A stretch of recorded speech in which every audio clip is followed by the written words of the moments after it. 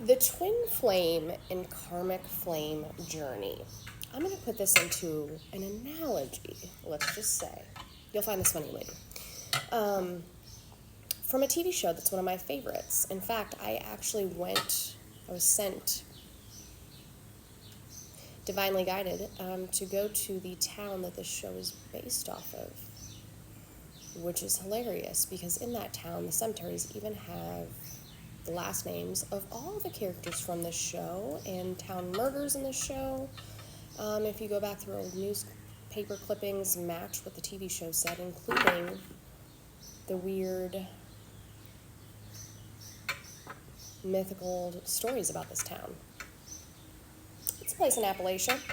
Anywho, I instantly recognized it when I got to this town as symbolically representing the exact players in the TV show The Vampire Diaries. If you haven't watched it, go watch it. But let me tell you a little story because it plays into this is exactly how the karmic and twin flame connection works. And if you are in a karmic or twin flame connection and you haven't watched The Vampire Diaries, go watch it or just hear this analogy. There was a girl named Katerina way back in the day. Let's just say Egyptian times, just for sake of whatever. Really long back in the day. Katerina got involved with some people. And created a lot of problems. That's not the important part. The important part is Katerina had a doppelganger, someone that looked just like them, dressed like them, talked like them, tried to act like them, but they were like the dark evil kind of version. Like they were the not nice version of Elena, who's the main character in Vampire Diaries. And Elena's kind of the pivotal center of this story, so is Damon and Stefan. It's like, what? Well, Damon and Stefan Salvatore spent lifetimes not knowing that they were fighting over the same girl. But both of those people at one point actually ended up messing around with a doppelganger. And Katerina played Stefan and Damon against each other but never told them. So behind closed doors, Katerina, the doppelganger, the evil one that looked like Elena, dressed like Elena, represented who Elena could have been had she been healed and not had trauma and not went the dark path. She pinned Stefan and Damon against each other. They both fell in love with her, but it was because of manipulation and all the things she was secretly doing to manipulate them for her own good. So she would go back and forth between them. And again, they never knew. This ruined their relationship, and she did this for a long time. So when they met Elena later on, and she looked just like the doppelganger, the same story played itself out. Elena went back and forth between Damon and Stefan. And she couldn't figure out which one was the right one, but she ended up at the end choosing Damon. And Damon he is the representation of the same as Khaleesi and Khal Drogo or whatever, right?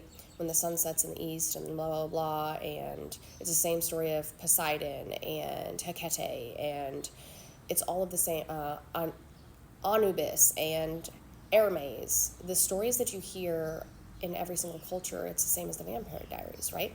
So Damon was locked into a tomb and cursed until Elena essentially freed him and broke it, which the curse was a veil. He had to see that his true love was the light and good version, which was Elena. But, and I told you this a billion times, the movies will tell you the history of what really takes place on certain timelines, in certain past lives, and even in the future, but they always switch it to the opposite. The characters are always opposite because they knew that when everything eventually came out, the only thing that would be similar or relatable for humans is what they see in the movies, because they're going to figure out that their history actually is portrayed and their future will be portrayed in the movies. This is their last hope to confuse people from what the creator is trying to show them. So the actual love story that these people are talking about, their names weren't really Damon, Stefan, and Elena. They had different names in their past lives, but regardless,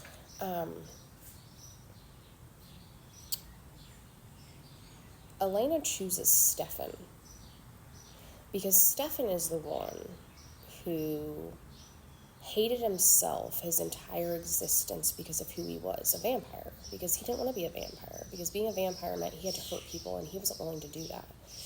And he ruined the relationship with Elena because he tried to hide who he was, or he never tried to hide who he was, but he tried to fight who he was, which is actually like one of the most compassionate human beings ever, who got put into a situation, got thrown into a game they didn't want to be in because their heart was too big for it. Well, Damon, on the other hand,